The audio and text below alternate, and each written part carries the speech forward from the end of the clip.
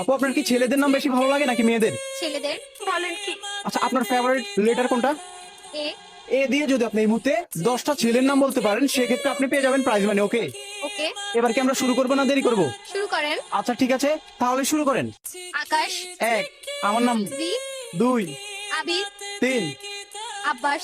4। আবির বলছি। হ্যাঁ বলছিলেন। 4, আশা করছি পারবেন, আর কিন্তু 6টা রয়েছে। দর্শক এমন সুযোগ আপনাকে দিলে আপনি পারতেন কিনা অবশ্যই জানাবেন। আমার বিশ্বাস আপু পারবে। আমির। আমির, ওয়াও, 5টা নাকি? আরমান। তাহলে কয়টা? 6টা। 6টা, আর কিন্তু 4টা। আনোয়ার। 7টা। 7টা, আর কিন্তু 3টা। আপু একটু ট্রাই করেন, পারবেন আশা করছি। আশিক। 80, কয়টা? 8টা। আবরার। ওয়াও, আর কিন্তু একটা রয়েছে আপু।